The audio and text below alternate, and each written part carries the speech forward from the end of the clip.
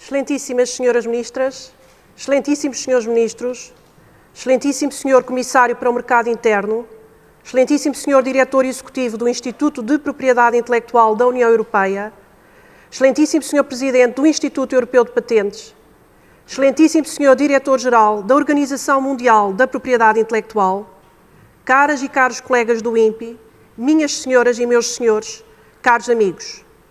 Sejam muito bem-vindos à Conferência de Alto Nível sobre a metamorfose da propriedade intelectual na era da transição digital. Sem pretender alongar-me muito, uma vez que temos hoje uma agenda muito preenchida, as minhas primeiras palavras são, naturalmente, para saudar todos os participantes nesta conferência e manifestar enorme satisfação pelo facto de Portugal, no âmbito da presidência do Conselho da União Europeia, ser o anfitrião deste evento que abordará temas que assumem uma enorme importância à escala nacional, europeia e internacional. Temos hoje connosco 903 participantes, o que demonstra bem o interesse que este tema suscita. É uma honra e um privilégio ter a oportunidade de abrir esta sessão, acompanhada de tão ilustres individualidades, a quem agradeço, desde já, a disponibilidade para participarem, apesar das vossas exigentes agendas. Quero agradecer igualmente ao nosso ilustre painel de oradores, que muito nos honram com a sua participação. Um agradecimento especial aos nossos parceiros institucionais e internacionais pelo entusiasmo, empenho e o apoio ao INPI na organização desta conferência. Não posso deixar de agradecer também à extraordinária equipa responsável por esta iniciativa e por todo o trabalho de preparação. O meu muito obrigado à Margarida Matias, à Maria João Seabra, à Susana Armário e a todos os outros elementos desta equipa que, com o seu trabalho, esforço e dedicação, criaram as condições para que este evento acontecesse, ultrapassando todas as dificuldades que a situação atual nos impõe. A conferência que hoje se realiza é um evento diferente do que gostaríamos de fazer, condicionados como estamos pelas medidas que decorrem da atual pandemia e que desde o início do ano passado têm vindo a alterar a forma como comunicamos e nos relacionamos. Vivemos um novo normal, em que o digital está mais presente, com menos deslocações, porventura mais disciplina e reuniões à distância, e em que novas palavras passaram a fazer parte do nosso léxico. Plataformas como o Teams, Skype ou Zoom vieram substituir por agora as deslocações de avião e comboio e as estadias em hotéis. Frases como "estão a ouvir-me, não te estou a ver, não ouço nada" ou "a minha internet não está a funcionar" passaram a estar no top 10 das frases mais ouvidas em termos profissionais. Apesar de distantes fisicamente, estou certa que nos aproximamos mais como humanidade, em busca de soluções para os obstáculos relacionados com esta pandemia. A verdade é que a nossa adaptação a tudo isto foi notável. Em dias, colocámos centenas de pessoas em teletrabalho, na maioria das vezes com resultados equivalentes ou até melhores aos que tínhamos anteriormente. Sabemos também que é em momentos de adversidade que sobressaem outros temas como a ajuda e a coesão entre as pessoas e as organizações. É por isso que, nestes momentos, vemos respostas extraordinárias ao nível da investigação científica ou da procura de produtos e serviços inovadores que deem resposta às novas necessidades que emergem de situações como esta. Na área da saúde, a esperança dá pelo nome de vacina. Nas áreas empresariais, o processo de aceleração digital, obrigando as organizações a reinventarem-se do ponto de vista tecnológico. É neste contexto de autêntica revolução tecnológica e comercial que a propriedade intelectual tem assumido maior relevância e presença, pela necessidade imperiosa de acelerar a concepção de novos procedimentos e prevenir, mais do que nunca, o flagelo da contrafação. A capacidade de empreendimento e de inovação assumem-se como as vias fundamentais para a concretização de estratégias de desenvolvimento sustentadas na criação de valor e capazes, assim, de suportar o crescimento económico com o acréscimo do emprego e da produtividade. A primeira motivação ao investimento em inovação é a garantia de que os seus resultados estão suficientemente protegidos através do uso de sistemas jurídicos de propriedade industrial, protegendo-se a exploração comercial daqueles resultados e assegurando-se ao investidor uma adequada retribuição dos recursos investidos e uma eficaz compensação dos riscos assumidos. O valor das inovações protegidas por patentes ou modelos de utilidade as marcas registadas e outros sinais distintivos do comércio e o design protegido pelos desenhos ou modelos constituem os principais ativos intangíveis que marcam a diferença entre as empresas e restabelecem as respectivas vantagens competitivas. Neste paradigma, verificamos que o valor dos ativos intangíveis supera claramente o valor dos ativos tangíveis. O sistema da propriedade intelectual é, por isso, uma prioridade estabelecida na agenda da presidência portuguesa, enquanto alicerce para uma resposta comum de combate à pandemia e como motor e estímulo para o desenvolvimento e disseminação da tecnologia. As novas tecnologias, como a inteligência artificial, a impressão 3D, as biopatentes, as energias e as tecnologias verdes, bem como a luta contra a contrafação e a pirataria, estão, entre outras, nas prioridades definidas para a presidência portuguesa. As PMEs estão também no centro da nossa atenção, atenta à representatividade do tecido empresarial europeu. Havendo apenas 9% destas empresas que protege os seus ativos intangíveis, será absolutamente crucial discutir formas proativas de promover a proteção e o uso estratégico da propriedade industrial junto das PMEs. Mas estará hoje a propriedade intelectual preparada para esta nova realidade? Serão as suas modalidades, as vias de proteção e os processos de garantia dos direitos suficientes para responder aos diversos desafios, como a celeridade na concessão dos direitos, a efetividade e a cobertura de proteção dos mesmos, entre outros tantos desafios? É exatamente com o objetivo desta troca de experiências que organizámos esta conferência, para refletir como é que a propriedade intelectual irá moldar o nosso futuro nesta era digital em que vivemos. Como puderam observar no vídeo de abertura, vamos contar a história da evolução da inovação e da propriedade intelectual através de uma analogia à metamorfose da borboleta. Para terminar, convido-vos a viajarem connosco nesta metamorfose e a ficar até ao final, onde poderão assistir a uma belíssima sessão de fados que encerrará esta conferência. Desejo a todos um excelente dia de trabalho. Senhores ministros, caros colegas, distintos convidados e participantes, é com grande satisfação que eu participo nesta conferência de abertura, que é o primeiro evento na área da justiça sob a presidência portuguesa, com o tema Metamorfose da propriedade intelectual na era da transição digital. E eu tenho o enorme privilégio de intervir inicialmente nesta abertura, que partilho com os meus colegas titulares das áreas governativas com responsabilidades em matéria de propriedade intelectual. A área da economia, a área da ciência e da tecnologia, a área da cultura. Com abordagens diferentes, embora trabalhamos com um foco comum. A ciência, o aprofundamento da ciência, o conhecimento, a inovação, a proteção e a criação de valor para a economia.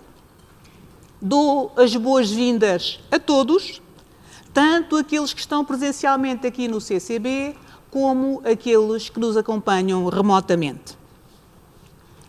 A presidência portuguesa ocorre, como todos sabem, num contexto particularmente difícil, imposto por esta pandemia, mas sob o lema Tempo de agir por uma recuperação justa, verde e digital. As prioridades específicas da presidência portuguesa para a área da liberdade, segurança e justiça são centradas no reforço do Estado de Direito e da proteção das garantias e liberdades fundamentais dos cidadãos. E dessas prioridades, eu queria aqui destacar, pela relevância que assumem no contexto desta conferência, a digitalização, a transformação digital na justiça e a luta contra a contrafação nas suas ligações ao crime organizado e a proteção da propriedade intelectual através do direito penal. Nós pretendemos dar continuidade ao processo de transição digital na justiça, cuja importância esta pandemia veio evidenciar. É a nossa intenção dar visibilidade às vantagens da proteção dos direitos de propriedade intelectual e promover o respectivo sistema. Eu gostava de destacar aqui a importância da revisão do quadro jurídico europeu em matéria de desenhos e modelos, design, como condição essencial para tornar esta modalidade de propriedade industrial mais acessível, mais atraente e mais fiável para a indústria e, no nosso caso em particular, para as pequenas e médias empresas e para os criadores individuais. A presidência portuguesa continuará também a acompanhar os desenvolvimentos sobre a criação da patente europeia com efeito unitário, e do Tribunal Unificado de Patentes, promovendo a cooperação entre os Estados-membros, tendo em vista encontrar uma solução concertada. Acompanharemos também, e de muito perto, o desenvolvimento do regime jurídico das indicações geográficas, com o objetivo de promover um sistema mais harmonizado. É com agrado que constato que a matéria das indicações geográficas não agrícolas se encontra já em discussão. Constitui para nós um grande privilégio contribuir ativamente para a definição de formas jurídicas sólidas de tutela destes direitos, que fazem parte da nossa herança enquanto povos, que vivem em nós no presente, não só como testemunho do passado, mas também como referência de projeção para o futuro. Insistimos, por isso, na sua importância para a economia da União Europeia, sobretudo numa altura em que, num contexto particularmente exigente de aceleração da transição digital, nos devemos unir no combate à contrafação nas diferentes áreas afetadas por este fenómeno. Nós não podemos continuar indiferentes a este flagelo, nem podemos continuar a encará-lo como um fenómeno meramente nacional, quando todas as análises apontam no sentido da sua dimensão transnacional e, mais recentemente, do aprofundamento da sua ligação às redes de crime organizado e de cibercrime. A presidência portuguesa na área da justiça lançou já este tema no sentido do estabelecimento das bases necessárias ao adequado funcionamento da cooperação internacional, nomeadamente através de medidas de aproximação do direito penal. A crise económica e a insegurança geradas pela pandemia constituem um momento muito favorável para as redes de crime organizado que colocam à venda na internet supostas vacinas para a Covid-19, mas também medicamentos e equipamentos de proteção com efeitos supostamente milagrosos. A apreensão de mais de 8.000 toneladas de material médico contrafeito em 2020 na União Europeia põe em evidência a necessidade de reforço da cooperação transfronteiriça e, nessa medida, a ratificação da Convenção Médicrime do Conselho da Europa por todos os Estados-membros da União Europeia e pela própria União Europeia torna-se essencial. Esta Convenção, o Médicrime, extravasando a proteção da propriedade intelectual, criminaliza a venda de medicamentos e de produtos médicos ou farmacêuticos contrafeitos ou fora das condições legais, constituindo um precioso instrumento de natureza penal para enfrentarmos a contrafação associada ao crime organizado, nomeadamente quando esteja em causa a saúde pública ou a segurança dos cidadãos. No campo tecnológico, é fulcral continuar a promover o debate sobre o impacto das novas tecnologias, como a inteligência artificial, a impressão 3D e as tecnologias verdes, e assumir a relevância que essas novas tecnologias têm em matéria de propriedade intelectual, assim como discutir as formas através das quais essas novas metodologias podem influenciar o nosso futuro. No que se refere às tecnologias verdes, é com grande satisfação que dou aqui nota da adesão de Portugal ao projeto HippoGreen, o marketplace da tecnologia sustentável. E termino fazendo votos para que os trabalhos desta conferência possam levar a conclusões sobre as diferentes abordagens da propriedade intelectual e sobre a sua importância ao nível da inovação, do conhecimento e também sobre as formas a seguir para conseguirmos uma mais efetiva proteção destes direitos. Bom dia a todos. Queria cumprimentar a Sra. Presidente do INPI, a Sra. Ministra da Justiça e os demais colegas de Governo, o Comissário Europeu, Thierry Le Breton, meu caro Thierry, o Sr. Diretor Executivo do Instituto da Propriedade Intelectual da União Europeia, o Presidente do Instituto Europeu de Patentes, o Sr. Diretor-Geral da Organização Mundial da Propriedade Intelectual e todos os participantes neste evento. E tenho apenas umas breves palavras para cumprimentar estes participantes e, sobretudo, elogiar a Sra. Ministra da Justiça e o INPI pela escolha do tema para esta conferência na abertura da presidência portuguesa. Aquilo em que a Europa e Portugal estão apostados é assegurar o crescimento da economia europeia, com a possibilidade de criarmos um espaço de prosperidade para os nossos concidadãos, para a criação de mais e melhor emprego, através da inovação e do conhecimento, cada vez fazendo mais parte dos processos produtivos. Valorizar a inovação, valorizar o desenvolvimento da propriedade intelectual e dos ativos intangíveis como base da nova economia do conhecimento. Assegurar a incorporação nos nossos processos industriais de novas tecnologias digitais, de inovação de processos, de novos produtos, assentando essencialmente nas qualificações dos cidadãos europeus, na força das suas instituições científicas e tecnológicas e na conversão desse conhecimento em valor no mercado, é o essencial da estratégia industrial que pretendemos para a Europa. Reforço das qualificações dos nossos concidadãos. Reforço das instituições científicas e tecnológicas. Apoio às nossas empresas, particularmente às pequenas e médias empresas, nos processos de inovação que estão a introduzir nos vários sistemas. Apoio aos cientistas, aos criadores que desenvolvem precisamente esse conhecimento. Depende do robustecimento da possibilidade de protegermos esses ativos intangíveis, o produto da criação e do conhecimento humano. O plano de ação para a propriedade intelectual que a Comissão Europeia desenvolve e que a presidência portuguesa apoia, está orientado precisamente para termos um sistema de proteção da propriedade intelectual adequado às necessidades do tecido empresarial europeu e dos nossos criadores.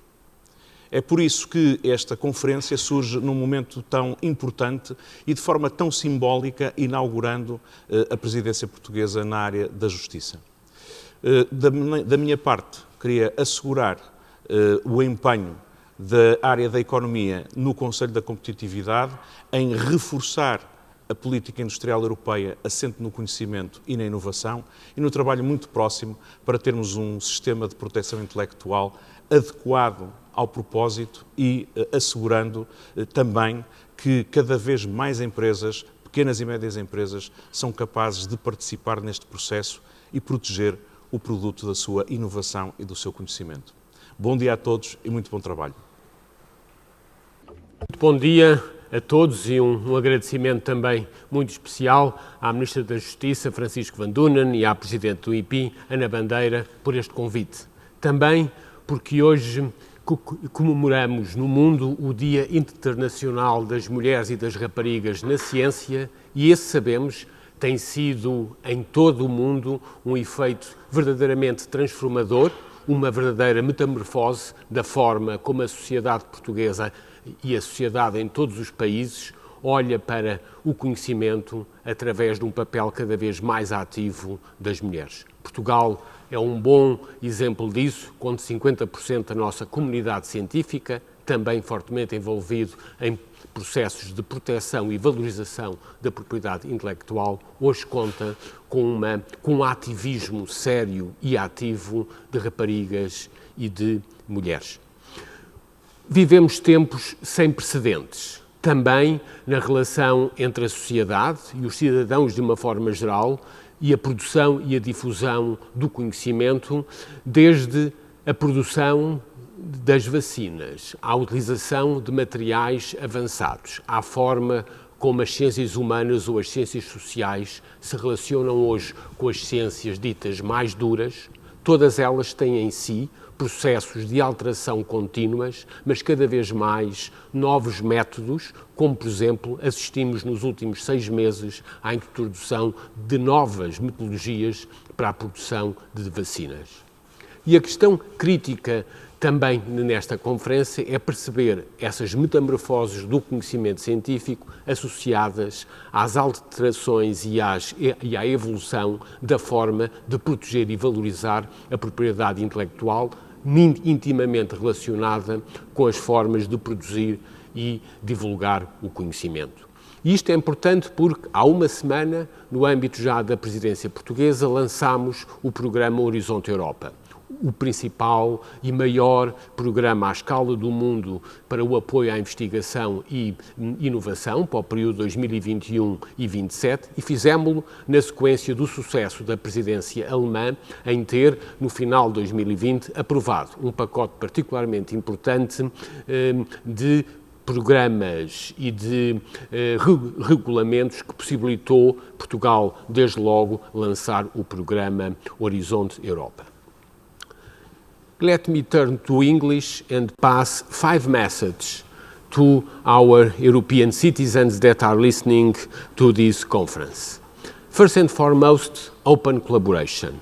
Europe and the renewed European research area, which has been associated with the idea of Horizon Europe, is particularly open to collaboration, to open collaborative efforts for research and innovation.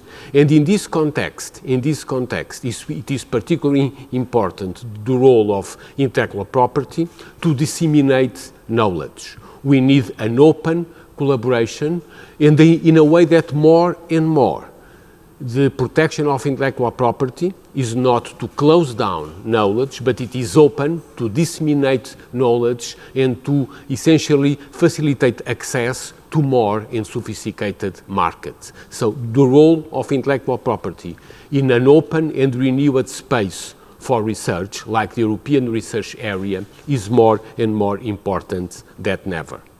My second message is to young researchers and young entrepreneurs. That has been one of the priorities of the Portuguese presidency within the European Union, particularly in terms of the need for Europe at large to recruit, to attract and to retain talent, particularly to provide better careers for young researchers and young entrepreneurs. And here is critical because one of the issues under discussion, which will be subject to the Competitiveness Council next May, is essentially the revision of the Charter of Researcher and the Code of Conduct for Researchers in a way that young researchers and young entrepreneurs, particularly young researchers, are recruited and under open science principles in a way to minimize the use of quantitative indicators such as number of patents or number of papers in their recruitment. And again,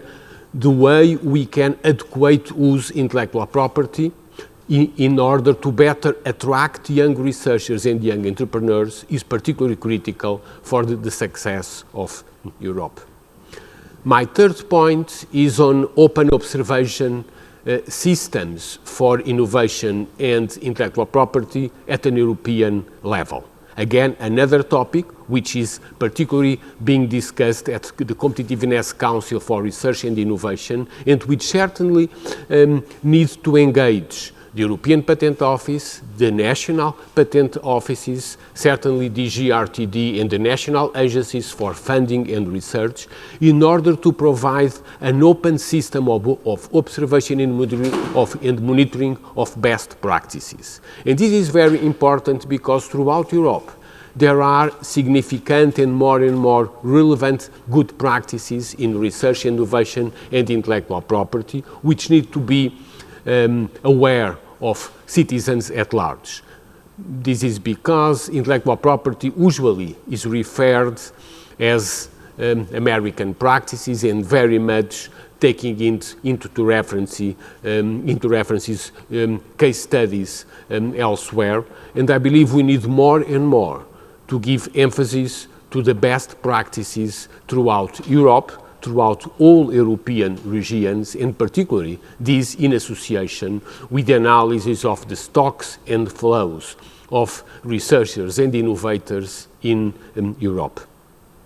My fourth message is to more and more intellectual property being also, or will be also, one of the test beds within European Universities Alliances. As you know, over the last 2 years, there has been a significant consensus throughout Europe of the building up of the European University Alliances. These days, we have about 41 alliances in Europe. And again, the Portuguese presidency of the European Union will give special emphasis to this issue, particularly in the promotion of the new Erasmus program. Again, it is under the preparation, the discussion of Council conclusions, particularly focus on European universities as test beds of good practices for joint degrees, for joint recruitment, but also, and more, the use of intellectual property protection as a way for universities and higher education at large relate with society, with economy, and to build up what we call the triangulation of education, research, and innovation.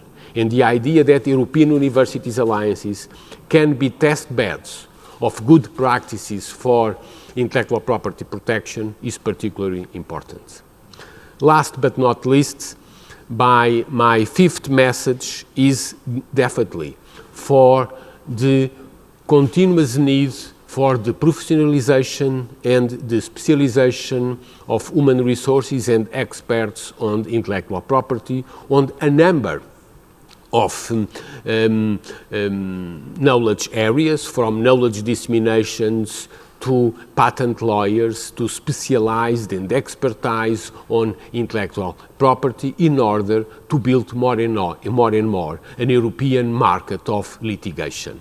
Again, we know throughout Europe of the increasing and the considerable fragmentation of litigation markets associated with intellectual property, what in general has weakened the overall European position, particularly in relation with the litigation markets developed in the United States in association with the US Court for Patents and the way patent attorneys are considered in the United States. And this, again, needs to engage higher education institutions, research institutions, and overall the professionalization and the advanced training of a wide diversified set of experts to particularly help developing an European framework and an European market of litigation, certainly in association always with the European Patent Office, in collaboration with the national patent offices, but also with more and more the European-wide training of experts in the intellectual property. Certainly, this issue needs to be associated with the issues my colleagues have already raised in terms of the continuous need to simplify the processes of intellectual property in a research and innovation environment. So, these are 5 messages in terms of tools for open collaboration, the need of young researchers, the open observation systems, the test beds of European universities as users and developers of intellectual property protections, but last not least, the need to more and more work on the development of human resources in these areas. Overall, we are facing in Europe a new period for the articulation of the Horizon Europe program with Next Generation EU and national programs for what we have considered to be a renewed European research and innovation area. And that can only be built with a true European value of intellectual property in association with European science. So this conference is very timely. is particularly centered in the objectives of the Competitiveness Council on Research and Innovation, and I again appreciate and thank the organizers, in particular Ana Bandeira, the president of the Portuguese Intellectual Property Protection Institute, and the Portuguese Minister of Justice, Francisca Van Dunen, for the timely organization of this event. Thank you very much. Começar por agradecer a organização desta conferência e o convite para estar aqui, mais colegas de governo, Sr. Presidente do Instituto de Propriedade Intelectual, caro Comissário Europeu, minhas senhoras e meus senhores, bom dia a todos. Em primeiro lugar, agradecer o convite e a oportunidade para estar a participar nesta sessão, que tratará alguns dos temas mais importantes em matéria de desafios colaterais que a pandemia do Covid-19 tem vindo a suscitar em todos os nossos países da Europa. Toda a lógica da proteção em torno da propriedade intelectual gira em torno de princípios básicos, como sejam o da proteção da obra em si, a proteção do autor-criador, principalmente através do exclusivo de exploração, e isto tanto numa marca, patente ou numa obra literária. Dentro da grande família da propriedade intelectual, encontramos os direitos de propriedade industrial e os direitos de autor. E, nesta minha intervenção, gostaria de chamar particular atenção para os direitos de autor, tema altamente premente no contexto da atual pandemia. A evolução tecnológica e o advento da era digital traz consigo enormes desafios. Cabe a cada um de nós, decisores políticos, assumir a responsabilidade de garantir o desenvolvimento de novos mecanismos jurídicos de proteção que garantam, e sempre que possível, potenciem a criação, tal como a defesa de um valor fundamental como a liberdade. Num passado não muito longínquo, a pirataria física constituía o principal inimigo dos direitos de autor. Hoje, poucos são os adolescentes, na verdade, poucos somos aqueles que compram ou conhecem o compact disc. Praticamente toda a música que ouvem, tal como os filmes e as séries que veem, são consumidos em streaming. Assim, é verdade que o advento do streaming foi o grande responsável pelo declínio da pirataria física. O ambiente digital oferece-nos um mercado global e que muito facilita a circulação de obras protegidas. Não obstante, todos conhecemos melómanos que ainda se deslocam a mercados específicos, em cada um dos nossos países, para adquirir discos em vinil. Hoje, a existência de plataformas de venda de música permite a qualquer pessoa, no conforto da sua casa, criar uma rápida lista de reprodução com músicas da sua preferência de qualquer parte do mundo.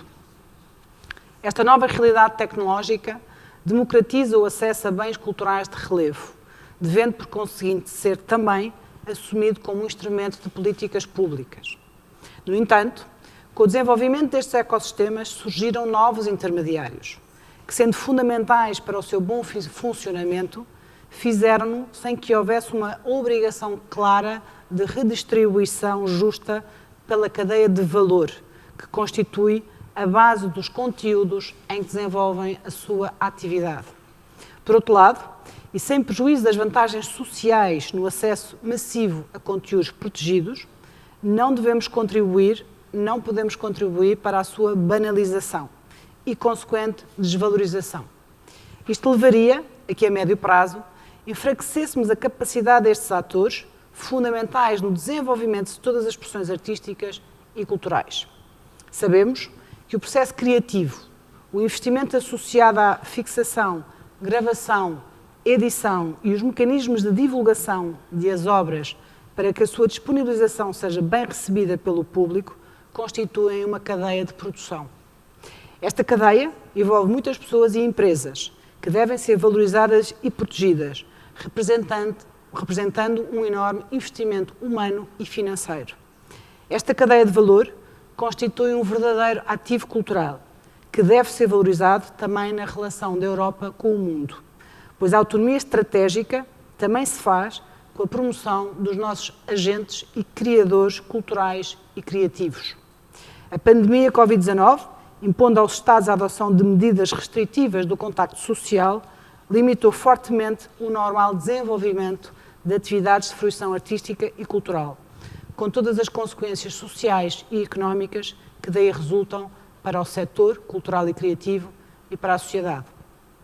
Se, por um lado, tem ficado claro que o convívio social de fruição em torno de uma atividade artística é fundamental no desenvolvimento saudável de qualquer pessoa em sociedade, por outro lado, acentua a premência dos mecanismos digitais no consumo de obras como salvaguarda dessa mesma fruição no contexto em que estamos a viver.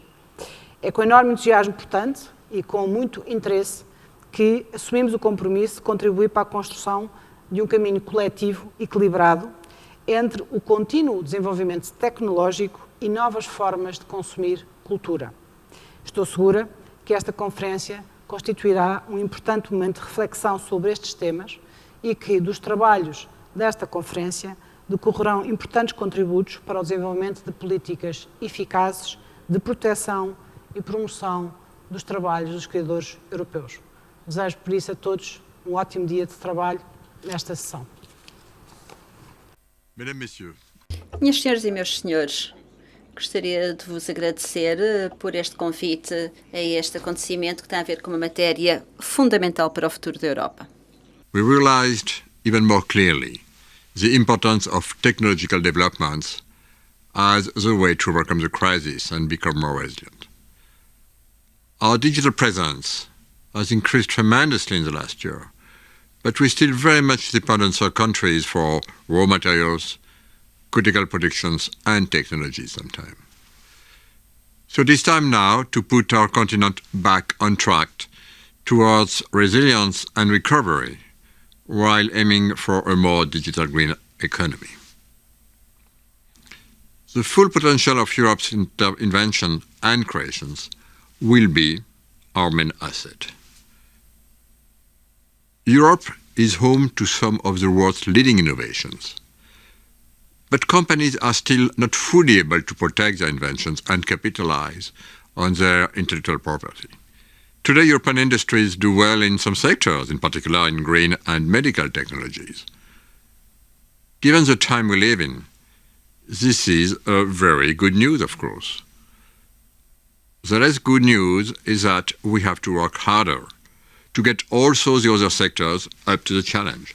Last November, we presented an action plan on intellectual property aimed precisely at enabling our companies to capitalize on their intellectual property to enhance their innovative ability and competitiveness. Our first ambition is to finally have a more agile IP system. For instance, the unitary patent will reduce cost of patenting in Europe approximately by a factor of 6. You know, we promised these reforms years ago, I know that. It is time now to deliver it. It's high time to complete all the ratification. Second, there is huge potential for SMEs if they could make a more strategic use of their intangibles. Today, only less than 10% of EU SMEs seek IP protection. And during the COVID crisis, we have even seen a downward trend in trademark filings. Together with the EU IPO, in January, we launched a venture for European SMEs. It's, of course, a good first step. We shall continue to find ways to enable our SMEs to take full advantage of the opportunities offered by the intellectual property system. So, ladies and gentlemen, let me be absolutely clear. Protecting intellectual property is not an end in itself. In fact, it is a way to ensure that creativity and innovation are rewarded so that they can benefit society as a whole. And in this sense, I am taking action to mobilize data and other critical technologies. Think of technologies for medical equipment in the current COVID pandemic. When there are shortages, we need quick solutions to repurpose manufacturing. Access to industrial data should remain as open as possible and as closed as necessary. And I will work on effective tools to trade data and create European data spaces. Furthermore, we need an effective system for the licensing of patents that are essential to standards. This is often a cumbersome exercise for both patent holders and implementers. So improving the declaration, licensing and enforcement of SAPs has become an urgency. One last word on enforcement. Legal rules are only as good as their enforcement. The protection guaranteed to inventions and creativity cannot be just theoretical. Violations have to be pursued and prevented. Counterfeiting is a serious problem. Work with customs officers and market surveillance authorities to prevent that counterfeit goods enter Europe is more important than ever. Moreover, we have seen a sizable growth of the sales of counterfeited and unsafe goods online during the pandemic. We have already taken action in the Digital Services Act with stronger obligations for platforms and empowerment of users and trusted flaggers to signal illegal goods. In addition, I'm working to deliver something specific against unsafe and counterfeited goods, a toolbox to find the best means of cooperation between IP rights holders, intermediaries, and law enforcement.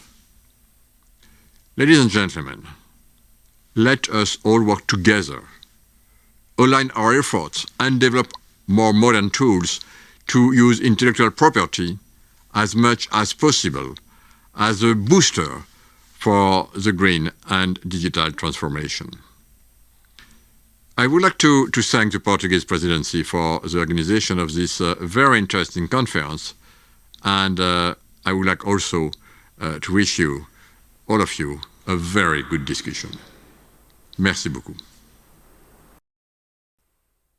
Thank you very much.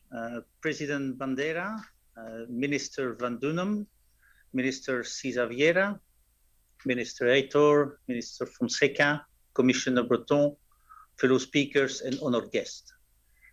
First of all, congratulations to Portugal on the EU presidency, and thank you for organizing this important conference at one of the most difficult moments for all of us.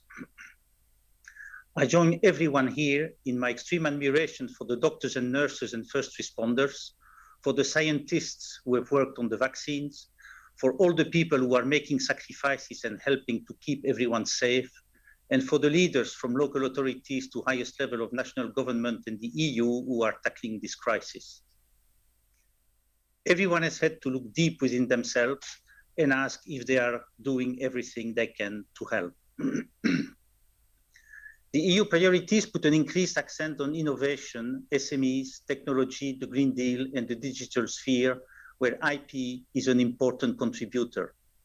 At the EU IPO, these priorities have been embraced, and the current crisis has made us accelerate our strategy to put businesses, and especially SMEs, at the center of what we do and create more IP value for them. The office has been in close discussions with the EU institutions and agencies, as well as the member states' intellectual property offices, including, of course, INPI Portugal, to see how we can best contribute together. Already during 2020, our SME program delivered our IDs Powered for Business initiatives with accessible information on IP, pro bono services, and SME-friendly dispute resolution. A fully fledged SME portal is on the way that will offer advanced multilingual support services incorporating artificial intelligence, big data analysis, and blockchain solutions.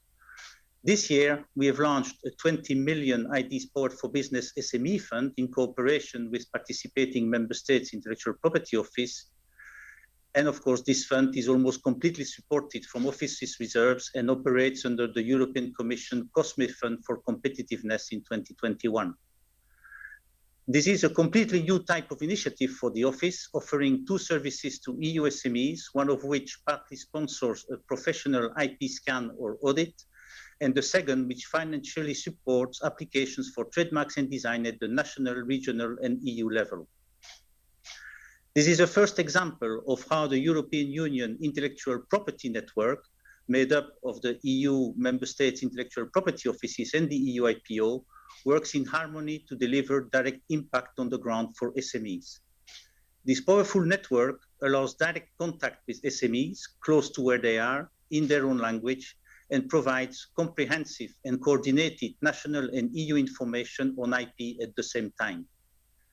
In less than 3 weeks in January, more than 1,200 EU SMEs have taken advantage of this fund, showing the pent-up demand from this important group and resulting in more than 3,000 applications for protection of assets. What is more remarkable is that for 82% of applicants, this is the first time that they take action to protect their brand and products. We, of course, expect thousands more SMEs to apply during the course of this year. We need to close the information gap for SMEs, help them choose the right way forward, and make IP more accessible. That is why, in addition to the SME Fund and the other measures, the Office has recently launched an online application form with an artificial intelligence-powered avatar that guides first-time filers. This shift to online platforms by many SMEs as a result of the current crisis has made IP protection even more urgent. And as we have seen from the COVID-related fake and scams, the case for IP infringements to return to being an impact priority in the fight against organized crime is now stronger than ever. But of course, the measures I have outlined are only the beginning. If we want IP to be successful and add value for businesses and citizens, as the EU Agency for IP, we need to make the link between IP and innovation even stronger. This means engaging the IP network we have created more deeply into the ecosystem of innovation and the world of data, and making sure that these ecosystems complement each other and are fully joined up. This is why we are discussing with the European Commission a multi-year program strengthening collaboration between the EU IPN and the various agencies and DGs that will bring billions of euros of innovation-related funding to bear on the recovery from the crisis. I am speaking here of the new European and Innovation Council and SME Executive Agency, DG Research, as well as the new Horizon Europe program, European Innovation Council Accelerator, and the European Institute of Innovation and Technology with its network of knowledge and information communities. Enhanced collaboration with the IP network will allow us to address tailor-made solutions for the different industrial sectors and give better access to startups and universities. The billions of euros being provided for the development and adaptation of industries should be accompanied by a stronger IP chapter across all programs to make sure the benefits of innovation are protected and IP rights are enforceable. I submit to you that the EU IP network is the ideal one-stop shop for providing IP expertise and due diligence across the board. Ladies and gentlemen, the COVID-19 crisis is a classic disruptor which is driving change at an unprecedented pace for a generation that is directly affected in their health, studies, job prospects, mobility, and the fact that we will always remember that there is a before and after this crisis. Things remain dark, but there is certainly a flame of hope with vaccines now being rolled out and businesses adapting and planning for the future. These are opportunities we must seize to help future generations. To blow on that flame, we do not have the choice of being gatekeepers of IP or promoters of innovation or helpers before, during, and after registration. We must be all of those things. As demonstrated by the success of the European Union Intellectual Property Network that celebrates its 10th anniversary this year, partnership matters. So I don't want to say watch this space. What I want to say is join this space and fully embrace the opportunities. We are stronger together, said the Commissioner Breton. Let's continue to work together. Thank you. Dear Honourable Ministers, dear Commissioner Breton, Director General Darren Tang, Executive Director Christian Archambault, and of course Ana Bandeira, Cara Ana Bandeira, President of INPI, and dear distinguished guests and colleagues. É para mim uma honra poder dirigir-vos algo. It is an honor for me to address this meeting in Portugal, which is my country, and it's a pride. This is one of the toughest times to be taking the reins of the EU's agenda, given everything we've seen in the past year. The global disruption, the human suffering, the economic turbulence. But there's also something else where we are united, the need to find a way forward, a way back to recovery. Clearly, that is the priority at the moment. And I'm delighted to see this reflected in this presidency's agenda to strengthen Europe's resilience and to make sure that any recovery is sustainable. That's going to depend on a lot of different things, of course. But we know there's one element that should, or rather, has to play a central role, and that's innovation. Because we know what it brings. Globally, significant breakthroughs, for one, like life-saving vaccinations. And while the welfare of everyone is our primary concern, we also know that innovation and IP-intensive industries can be a shot in the arm for the whole European economy as well. IP-intensive industries generate 45% of the EU's GDP, or around 6.6 trillion euros per year. They contribute to higher living standards, generate nearly 84 million jobs across Europe, and they pay higher wages. But that's not all. Enterprises that use IP intensively have been found to be more resilient and bounce back faster. Put simply, innovation and IP are potent weapons in our fight against the pandemic and all its effects. So I'm delighted to say, despite everything that happened last year, innovation has been on the up in Portugal. In 2020, national patent applications broke the 1,000 mark for the first time ever.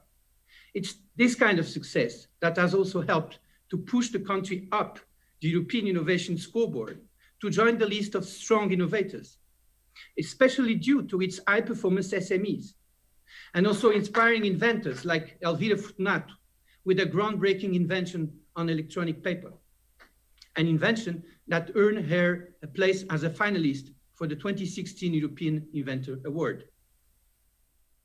But we need to ask ourselves, what can we do to better support inventors like Elvira and our businesses and industry to make their inventions a reality?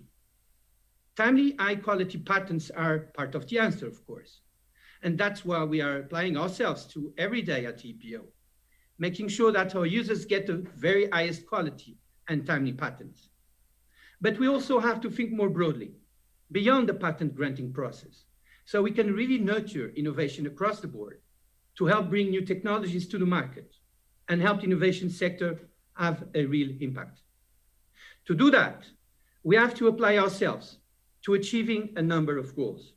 For example, making sure everyone is equipped with patent knowledge, as the Minister of Science and Technology said, not just patent information, but the insight, the understanding to help everyone understand exactly how IP and patents can be used effectively. That is what we are trying to achieve with our patent network across Europe, which offers expert advice on IP in key industry sectors and universities. Right now, we are laying down the groundwork for a patent 2.0. And through that, we are aiming to create a culture of commercialization right the way across Europe, enabling researchers to access the most valuable information wherever it is located. But what about the inventors, the IP attorneys, and the lawyers of tomorrow? Surely, if anything, we have all witnessed just how fragile we can be, and that we need to invest in the minds of tomorrow.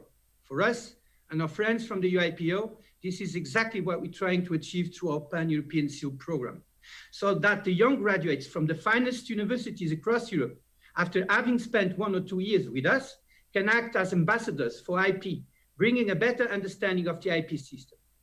It also reminds us just how important universities are, particularly for technological transfer, and that all of us have to make efforts to support the discovery of novel technologies at research institutions, particularly through partnerships. And we saw, oh, these have been used to great effect in the EU's Horizon 2020. In fact, our own studies published by the EPO clearly show how universities and public research organizations can use the European patent system to successfully commercially exploit innovation. Other studies developed by our chief economist on new technologies like additive manufacturing and artificial intelligence are also helping to provide insight. But it also needs debate and discussion, which is exactly why we want to develop a patent observatory to give all of us valuable insight and data-driven analysis into the patent landscape and emerging trends, and where innovators and policymakers alike can discuss the findings. But in addition to these measures, we have to make sure that here in Europe, we have the very best possible patent granting system, one that brings benefits for its users and society, the kind of benefits that a unitary patent can bring.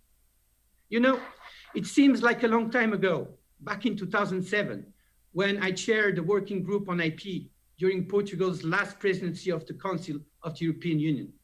And since then, we've persevered and kept this project going because we know what it can deliver, like Commissioner Breton said, cost-effective patent protection across 25 member states, one jurisdiction, greater legal certainty, a reduction in red tape and complexity.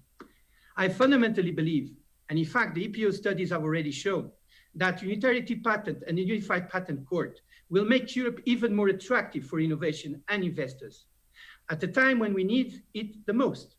So I just hope that for the sake of Europe and innovation, we get this done during the Portuguese presidency of the EU, since industry, research centers, and universities are waiting for this breakthrough for more than 50 years, 50.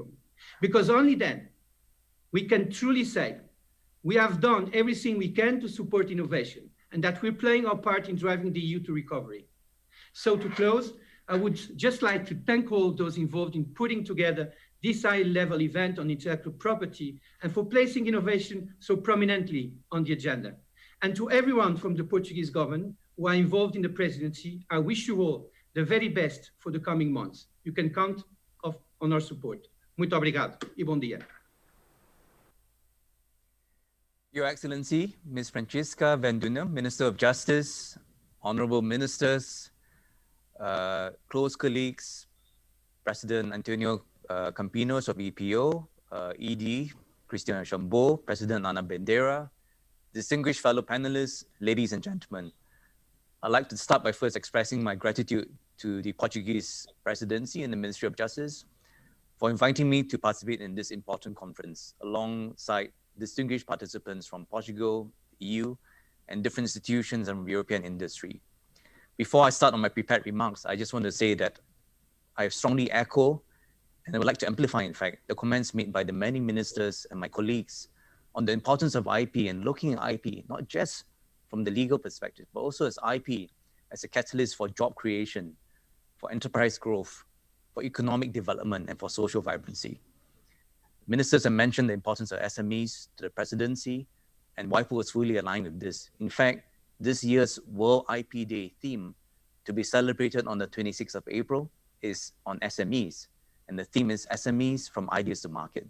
So let's work together to help our SMEs, our entrepreneurs, our enterprises to use IP to take their ideas to the market. Today's topic on the interaction between digital transition and IP is timely. And I'm grateful to be able to share my views on developments that affect the work of governments, industry, and our lives in a fundamental way. In particular, I see three implications arising from this interaction. First, many of the speakers have mentioned intangible assets.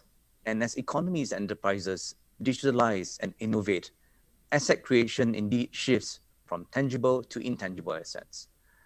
Already in 2017, WIPO's World Intellectual Property Report concluded that IP and other intangible assets added twice as much value to products as tangible capital. And many of you will know that the 500 large companies listed in the S&P 500 stock market index already held more than $21 trillion in value, which is about the same size as the US economy, 30% bigger than the European economy. And they held this value in intangibles at the end of 2018. And I believe that the pandemic has accelerated these trends. Just looking at the companies that are now part of our lives and our lifestyles have changed, shifted to what's becoming digital. This value of 21 trillion US dollar in intangible assets is more than double the amount in 2005 and represents 84% of the overall market value of these companies, the highest percentage ever. And according to researchers in the European Central Bank, investment in intangibles in the European area as a percentage of all investments rose from 14% 20 years ago in 2001 to around 60% in 2019. This story is also being replicated in other parts of the world, in Asia, for example. Yet while the global economy is undergoing this profound shift of assets and asset creation from tangibles to intangibles, it still remains largely invisible to most policymakers, industry leaders, and the men in the street. For example, there is no globally accepted standard for valuing these assets, and collateralization of these assets remains nascent and fragmented. At the larger picture, we don't quite understand how these assets interact with the other components of economies like finance and trade.